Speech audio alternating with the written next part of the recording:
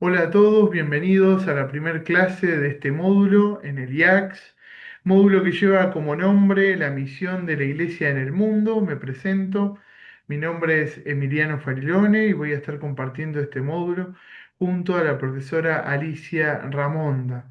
Vamos a intentar desandar algunas cuestiones que nos hacen pensar en una necesaria renovación misionera y evangelizadora. Intentaremos pensar cuál es la misión de la iglesia inserta en un contexto histórico e inserta en este mundo. Vamos a intentar pensar también algunas cuestiones referidas al pensamiento de nuestro querido y entrañable Papa Francisco, algunas cuestiones ligadas a la teología o al quehacer teológico pastoral latinoamericano, recuperar algunos documentos y luego pensarnos también como evangelizadores dentro de nuestra arquidiócesis. Esa es la invitación para este módulo, poder dar cuenta de esas cuestiones. Es un módulo que está compuesto por 4 encuentros. El primero, donde vamos a trabajar algunas generalidades en torno a la evangelización. El segundo, vamos a intentar dar cuenta de un método y una realidad epocal. El tercer encuentro vamos a intentar hacer algunas distinciones entre la acción pastoral y la praxis pastoral, intentar pensar qué es eso que entendemos como pastoral a la luz de Francisco y un poco también dar cuenta de la comunidad que evangeliza. Y por último vamos a intentar pensar algunas cuestiones más prácticas a nivel de arquidiócesis. Vamos a intentar problematizar la cuestión de los consejos pastorales y otras formas de animación de esta praxis evangelizadora a la cual todos los bautizados estamos llamados. Bueno, deseamos desde lo más profundo que este pueda ser un riquísimo espacio de encuentro, de diálogo, de búsqueda, de construcción, de reflexión, de discernimiento, pero por sobre todas las cosas, que este espacio, lejos de dar respuestas acabadas, pueda sembrar preguntas que nos lleven a profundizar, a buscar materiales, a leer, a investigar, a poder empaparnos aún más del riquísimo magisterio que la Iglesia tiene a la hora de pensar y proponer la evangelización. Para comenzar, les propongo en este encuentro de hoy poder al menos despegar o problematizar la cuestión de la evangelización a partir de una brevísima cita del Concilio Vaticano II. Luego les propongo pasar por el documento de Aparecida para luego recalar en el pensamiento del Papa Francisco. En este primer encuentro del Papa Francisco le propongo acercarnos a la exhortación pastoral, a la exhortación apostólica, Evangelii Gaudium, que encierra el programa pastoral del Papa Francisco, y detenernos en algunas claves que él nos propone. Creemos que esta puede ser una buena introducción para poder desandar este seminario. Claramente, si hablamos de la misión en el mundo actual, sea necesario también dar cuenta de algunos rasgos epocales o de algunas situaciones que condicionan el quehacer teológico pastoral también, que condicionan la praxis. Pero eso lo vamos a dejar para un segundo encuentro, donde vamos a dar cuenta de una metodología que nos va a ayudar a poder desentrañar ese fondo epocal. Pero nos interesaría que de fondo de estas búsquedas no pensemos que estamos haciendo referencia a una teoría abstracta, que estamos haciendo referencia a un saber descarnado que no tiene nada que ver con los rostros sufrientes que hoy nos cuestionan, porque por el contrario, apunta a poder dar cuenta de esos rostros y a poder sostener esos rostros sufrientes donde Dios hoy se manifiesta de especial manera. Entonces, en primer lugar, les propongo retomar un punto, el punto número 36 del decreto Ad Gentes del Concilio Vaticano II, el capítulo 6, el segundo punto del capítulo 6, Pero bueno, vamos a poner el del punto 35. Me permito leer algunos fragmentos. Como la iglesia es toda ella misionera y la obra de la evangelización es deber fundamental del pueblo de Dios, el concilio invita a todos a una profunda renovación interior, a fin de que, teniendo viva conciencia de la propia responsabilidad en la difusión del Evangelio, acepten su participación en la obra misionera entre los gentiles. Entonces, un primer subrayado que el decreto 80 nos recuerda, la cooperación. La iglesia es toda ella misionera. Y es interesante que la dinámica de la misión, cuando se habla de la iglesia, no es algo accidental el cual la iglesia puede prescindir, sino que la iglesia es misionera, toda ella es misionera. La misión es un constitutivo de la iglesia. La iglesia no se puede pensar a sí misma si no es en misión. Y a su vez, esta misión, esta obra de evangelización, es un deber fundamental del pueblo de Dios. Y en el pueblo de Dios estamos todos. Todos somos el pueblo de Dios.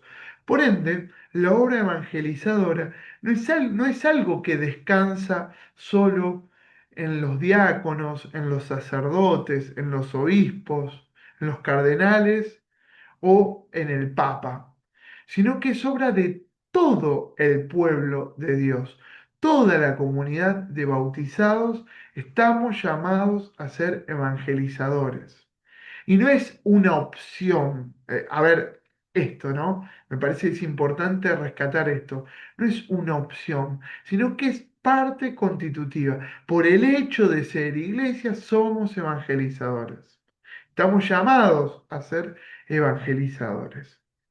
Entonces digo, esta conciencia de asumir el Evangelio es una conciencia que nos hace asumir el ser evangelizadores.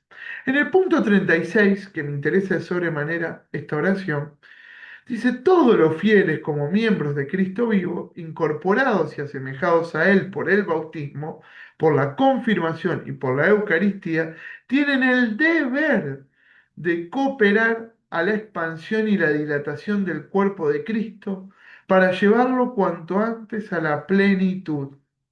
Tienen el deber de cooperar. Por ello, todos los hijos de la iglesia han de tener viva conciencia de su responsabilidad para con el mundo. Responsabilidad para con el mundo. Fomentar en sí mismo el espíritu verdaderamente católico y consagrar sus energías a la obra de la evangelización.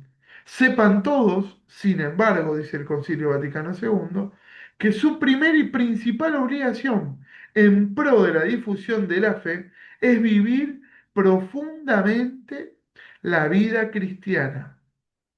Primera y principal obligación, vivir profundamente la vida cristiana, pues su fervor en el servicio de Dios y su caridad para con los demás aportarán nuevo aliento espiritual a toda la iglesia, lo cual se aparecerá como estandarte levantado entre las naciones, luz del mundo y sal de la tierra.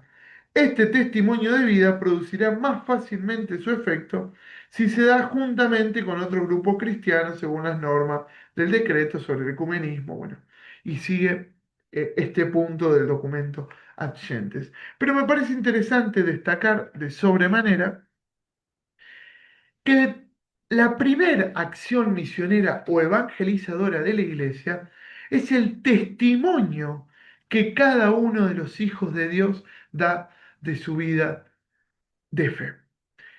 Pienso inmediatamente en los hechos de los apóstoles cuando son apresados, ¿no? Ese pasaje donde son apresados y le quitan la comida y ellos siguen felices, le quitan el lugar, la comodidad para dormir y ellos son felices, le quitan la libertad y son felices y no saben más qué hacer y los largan y cuando les preguntan qué le pasa, ellos responden, nosotros no podemos callar lo que hemos visto y oído. Quizás de ahí se desprenda la primera opción misionera y evangelizadora.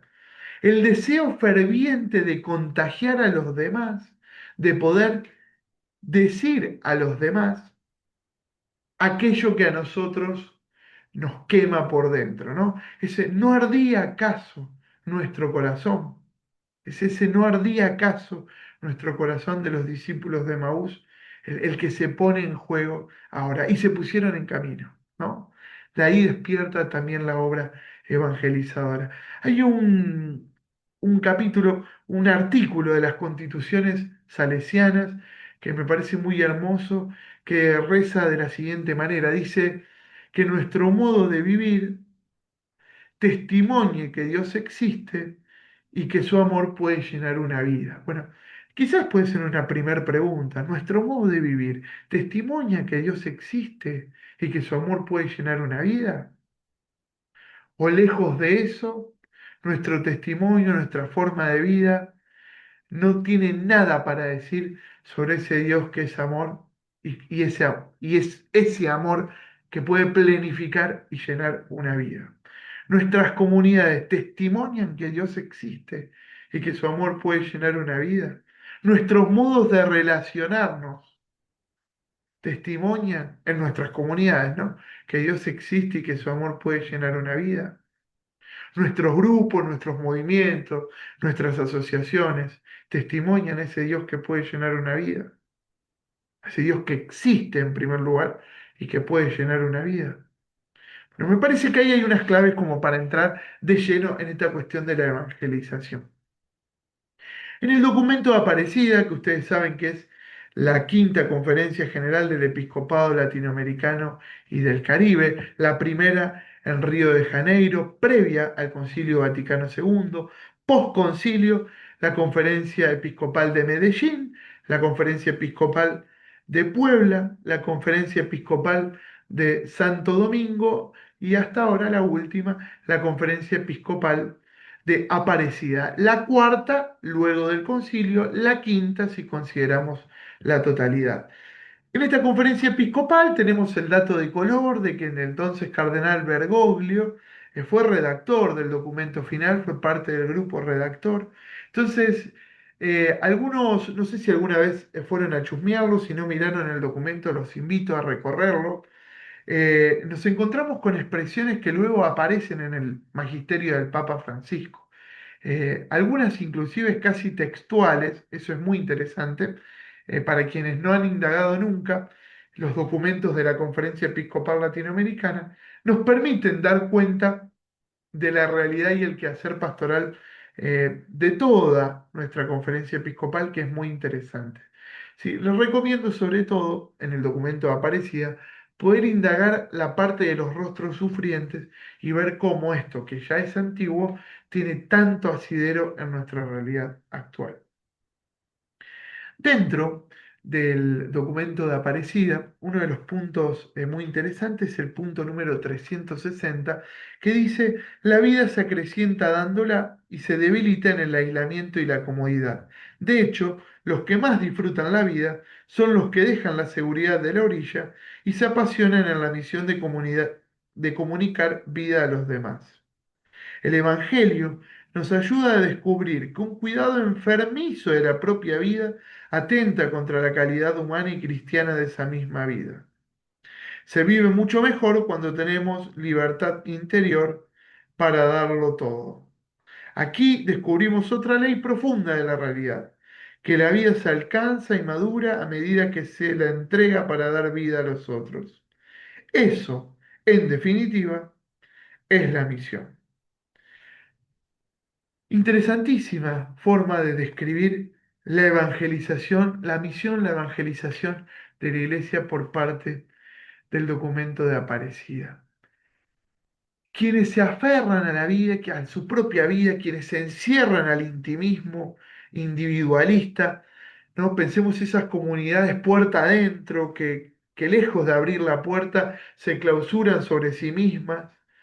Bueno, quienes más se encierran y más se preocupan por conservar la propia vida, pero terminan enfermándose, dice el documento de Aparecida. Y por el contrario, quienes se animan a dejar la comodidad de la orilla y se largan mar adentro, son aquellos que encuentran la plenitud, Volvemos a esto, aquellos que, sabiéndose amados y llenos de un Dios que existe y llena su vida, se largan a la misión de comunicar y dar vida a los demás. Es eso, volvemos a lo mismo que decía recién. Esto no ardía acaso en nuestro corazón. Bueno, este fuego que quema y nos anima a salir a ser luz y sal y luz. El documento de Aparecida trae algo que Francisco después también universaliza en su magisterio, que es la noción de la conversión pastoral y la renovación misionera de las comunidades. Entonces dice en el punto 365 y en el punto 366. Esta firme decisión misionera debe impregnar todas las estructuras eclesiales y todos los planos pastorales de diócesis, parroquias, comunidades religiosas, movimiento y cualquier institución de la Iglesia. Ninguna comunidad debe excusarse de entrar decididamente con todas sus fuerzas en los procesos constantes de renovación misionera y de abandonar las estructuras caducas que ya no favorezcan la transmisión de la fe. ¿Sí? Todas las comunidades tienen. Nadie se puede excusar de salir a anunciar. Y a su vez, hay que abandonar, dice, las estructuras caducas que ya no favorecen la transmisión de la fe. Digo, una evangelización que lee el contexto, que lee la realidad actual, que discierne los signos de los tiempos. Y en el punto 366 dice, la conversión personal despierta la capacidad de someterlo todo al servicio de la instauración del reino de vida. Obispos, presbíteros, diáconos permanentes, consagrados y consagradas, laicos y laicas, estamos llamados a asumir una actitud de permanente conversión pastoral, que implica escuchar con atención y discernir lo que el Espíritu está diciendo a las iglesias, a través de los signos de los tiempos en los que Dios se manifiesta. Me parece interesantísimo este punto donde el documento de Aparecida y luego Francisco en su magisterio anima a las comunidades a escuchar los signos de los tiempos, a discernir qué es, dónde Dios se manifiesta hoy y qué Dios pide a la iglesia hoy. Cómo Dios habla hoy en este contexto histórico, por eso el módulo se llama La misión de la iglesia en el mundo, en este mundo, cómo Dios habla y obra hoy. Esa conversión pastoral nos exige configurar el oído, ¿no? Como decía Angelelli, el mártir, Monseñor Enrique Angeleri, un oído en el pueblo y otro en el Evangelio. Bueno, esta idea de poder escuchar cómo Dios obra en el mundo hoy. Y esto nos saca de la mirada pesimista que muchas veces tenemos, que todo está perdido, que esto es terrible, que ya no es como antes, qué difícil que es. Después de la pandemia todo se rompió. Bueno, esos son los profetas de calamidades, los profetas de la desesperanza.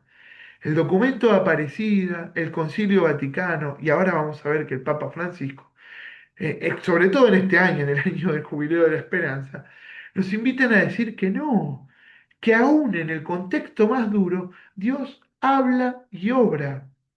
Y esa es nuestra esperanza. Ahora, ¿qué dice Dios en el mundo de hoy? ¿Dónde se manifiesta? ¿Dónde habla? Claro que hay que hacer un silencio que nos permita escuchar, bueno, dónde Dios se manifiesta en los signos de los tiempos. Ahora, decir que Dios no se manifiesta, bueno, es algo que atenta inclusive contra nuestra fe. Dios obra en la historia y en esa historia también se manifiesta. Entonces, bueno, ahí es donde nosotros tenemos que poner el oído con el discernimiento, ¿sí? Por eso repensar estructuras, repensar formas, repensar maneras de evangelizar y escuchar y dar cuenta de los signos de los tiempos de un Dios que sigue hablando en la historia. Esta conversión pastoral, bueno, el Papa Francisco al asumir su papado, mediante la exhortación apostólica Evangelii Gaudium, nos propone algunas claves que les propongo desentramar brevísimamente, que luego profundizaremos. Su exhortación apostólica se llama Evangelii Gaudium y me parece fabuloso poder traer hoy esta idea de la alegría en un mundo que a priori nos presenta tanta novedad, tanta cosa, tanto ruido que a veces nos perdemos, perdemos la capacidad de la alegría.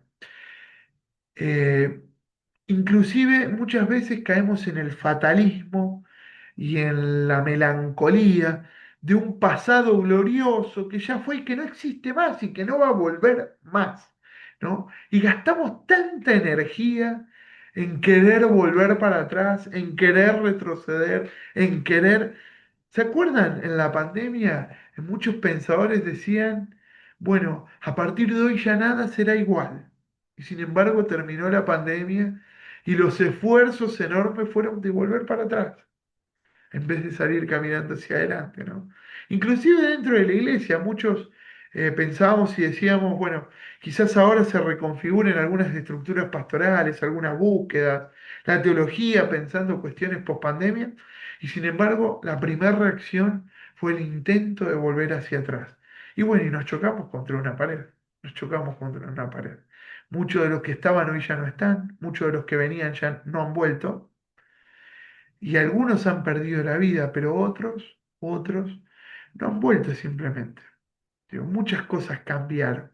Sin embargo, la pregunta es si nuestra opción misionera evangelizadora se ha visto transformada luego de todo lo que aconteció. Por eso es fabuloso que el Papa Francisco nos hable de la alegría. Dice esto, ¿no? Textual, hay cristianos cuya opción parece ser la de una cuaresma sin Pascua, ¿no? Una cuaresma sin Pascua. ¿Cuántas veces nuestras comunidades, lejos de manifestar la alegría del Evangelio, la alegría de un Dios que existe y que llena una vida, muestran todo lo contrario, ¿no? Una pesadez, un pesimismo, una dejadez, un desinterés? ¿Cuántas veces nos pasa? Cuento una anécdota simplemente para ilustrar esta idea de alguien que me contó una vez, llegando a una comunidad, se sorprendió gratamente porque dijo, bueno, llegué acá y no me ladraron y me trataron bien y me preguntaron el nombre y me dijeron quién sos, de dónde venís y se acercaron con un mate. Entonces uno dice, claro, eso debería ser tan natural. Y la pregunta que yo me hago, ¿por qué esto a esta persona no le resultó natural? Cuando hablamos de comunidades evangelizadoras, de comunidades que sostienen y anuncian al Dios de la vida, al Dios de la alegría, al Dios verdadero. Entonces, claro, quizás haya algo del orden de los pastores y de los funcionarios. Quizás no hemos vuelto funcionarios y hemos perdido la capacidad de ser pastores. Quizás hemos perdido la capacidad de ser evangelizadores y nos hemos vuelto burócratas a lo mejor de la fe. Bueno, habría que pensar y discernir. No lo tengo tan claro, podemos pensarlo y los animo a que lo pensemos. Intentaremos desandar también algunas de estas cuestiones en este curso. Cristianos cuya opción parece ser una cuaresma sin Pascua.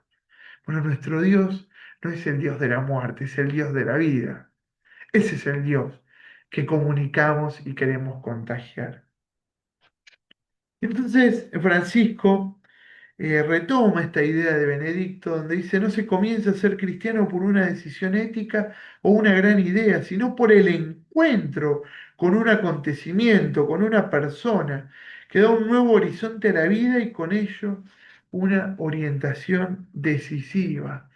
Nadie es cristiano por una idea teórica, sino que somos cristianos por un encuentro, porque nos encontramos y porque ese encuentro con esa persona que es Dios nos cambió la vida, la renovó, le da sentido. Y ahí aparece esta idea que decía parecía de dejar la orilla y navegarnos mar adentro, dejar la seguridad de la orilla, claro, porque esto es tan grande que no me lo puedo guardar y es necesario salir a anunciar. Y ahí aparece la vida misionera. Por eso dice, un evangelizador, dice Francisco, no debería tener permanentemente cara de funeral. Qué bueno sería recibir la buena nueva, dice Francisco en el punto 10, no a través de evangelizadores tristes y desalentados, impacientes o ansiosos, sino a través de ministros del Evangelio cuya vida irradia el fervor de quienes han recibido, ante todo en sí mismo, la alegría de Cristo. Podríamos horas detenernos a pensar las consecuencias de esta idea que dice Francisco. Evangelizadores alegres, que irradian la alegría de Cristo, no profetas de calamidades.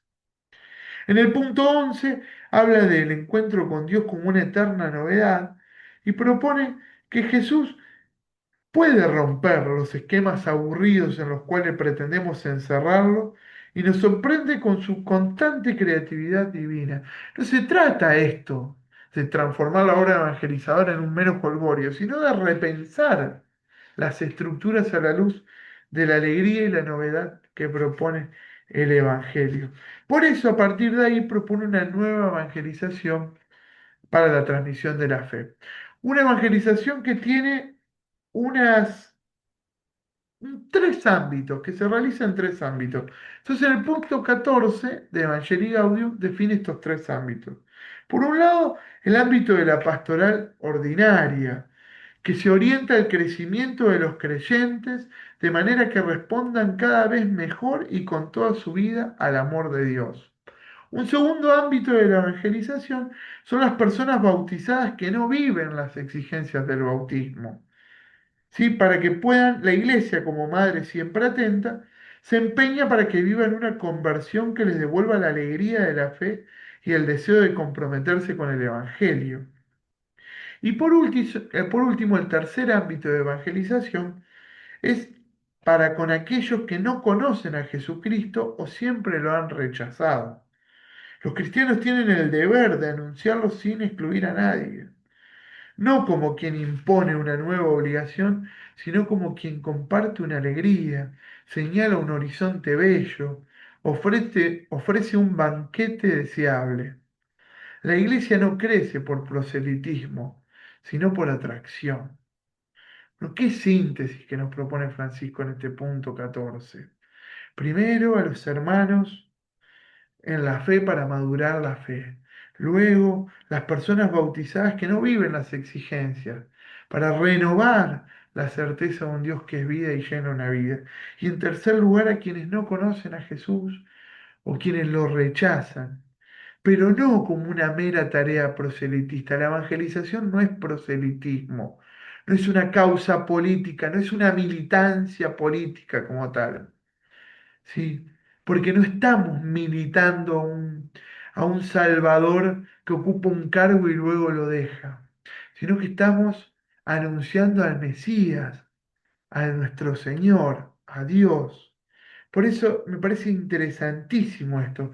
No se evangeliza con un catálogo de reglas como quien impone una nueva obligación, sino como quien comparte una alegría, señala un horizonte bello, no fuerza un horizonte bello, señala un horizonte bello, ofrece un banquete deseable, ¿sí? Podríamos pensar también nuestras comunidades, asociaciones, movimientos, grupos, señalan un horizonte bello, proponen un banquete deseable, invitan a la fiesta del reino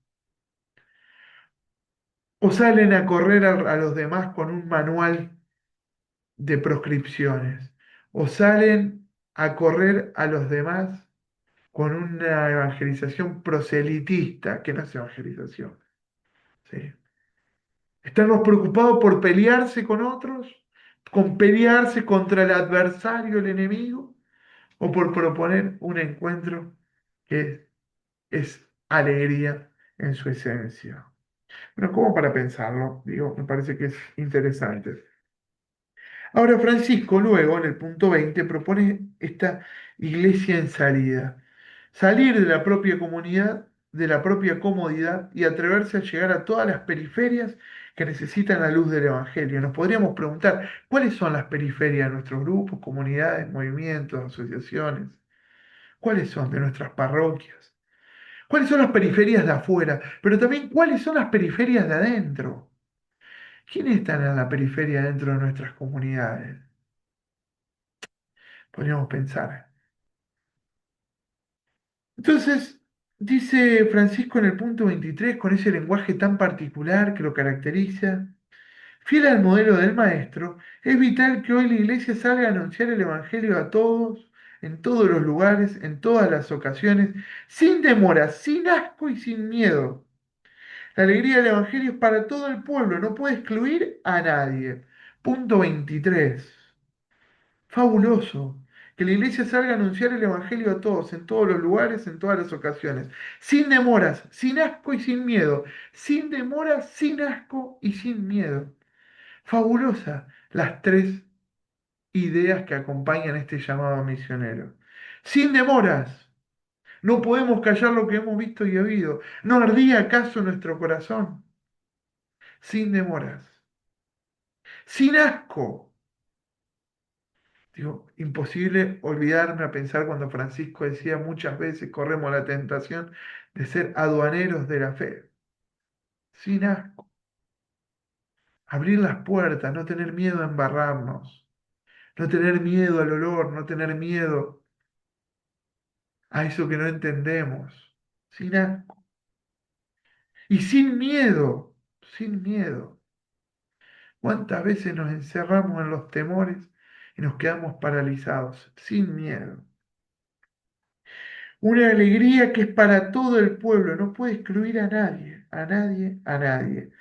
Y dice en el punto 24 que la iglesia en Salida es una comunidad de discípulos misioneros que primerean, se involucran, acompañan, fructifican y festejan. Los invito a recuperar y releer este punto 24. Quizás esa la tarea, sea la tarea para hoy. Leer el punto 24 y hacer un pequeño examen de conciencia de cómo vivimos esto como comunidades. Primerean, digo, interesante que pide disculpas por el neologismo, por cómo se traduce en otro idioma, ¿no? Primerean, toman la iniciativa, salen al cruce de los caminos, salen al encuentro, no se quedan esperando a que vengan, no, no, salen al encuentro. Primeriar, atrevámonos un poco más a primeriar, dice Francisco. Y por eso la iglesia se involucra. Jesús lava los pies a sus discípulos, se involucra, se arrodilla ante los demás para lavarlos, se arrodilla, se abaja siendo Dios. Comunidades que se abajan, comunidades que se arrodillan a lavarle los pies a los demás. Dice Francisco, la comunidad evangelizadora se mete con obras y gestos en la vida cotidiana de los demás. Achica distancias, se abaja hasta la humillación si es necesario y asume la vida humana, tocando la carne sufriente de Cristo en el pueblo.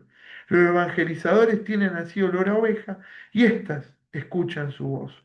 Luego de esos acompañan, sostienen procesos, por más duros y largos que sean, sostienen procesos. Los evangelizadores saben de esperas largas y de aguante apostólico. Y esta expresión me encanta, aguante apostólico. Aguantar, bancar, estar ahí, sostener, comunidades que sostienen la vida, comunidades evangelizadoras que abrazan la vida como viene, como dicen los hogares de Cristo y los curas villeros. Comunidades hoy que abrazan y sostienen. Mientras todos miran para otro lado, mientras todos sostienen a veces la indiferencia, comunidades evangelizadoras que proponen un diferencial, no una diferencia, un diferencial. ¿Cuál es ese diferencial? Comunidades que sostienen, que aguantan, que bancan, en espacios donde todo fluye, todo es rápido, todo es inmediato, comunidades que se detienen a cuidar y abrazar la vida como viene, que no piden documento ni pasaporte, que no son una aduana, sino que son casa abierta para todos. Me parece interesante esta dinámica del acompañar. Pero luego el fructificar, porque el Señor quiere una iglesia fecunda, entonces da fruto, siembra, siembra. No cosecha, pero siembra, siembra. Por eso fructifica, ¿sí? Y por último, festeja, celebra y festeja cada pequeña victoria, cada paso adelante en la evangelización, ¿sí?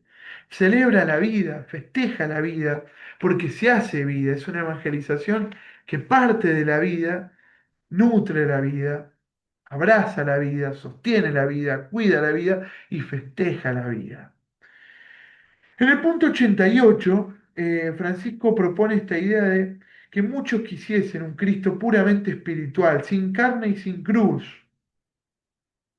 Mientras tanto, dice Francisco, el Evangelio nos invita siempre a correr el riesgo del encuentro con el rostro del otro, con su presencia física que interpela, con su dolor y sus reclamos, con su alegría que se contagia en un constante cuerpo a cuerpo. Me parece interesantísimo correr el riesgo del otro. Mientras algunos quieren un Cristo sin cruz, sin carne, puramente espiritual, el Evangelio nos invita al constante encuentro con el otro, correr el riesgo del encuentro con el otro. La evangelización es este gesto de salida que nos invita a correr el riesgo del encuentro con el otro. Y por último, dice Francisco en el punto 268, que para ser evangelizadores de almas también hace falta desarrollar el gusto espiritual de estar cerca de la vida de la gente hasta el punto de descubrir que eso es fuente de un gozo superior. La misión es una pasión por Jesús, pero al mismo tiempo es una pasión por su pueblo. Bueno, en base a esto nos podríamos preguntar, ¿qué tan apasionados somos por el pueblo? ¿Nos sentimos pueblo o nos sentimos superiores por fuera del pueblo?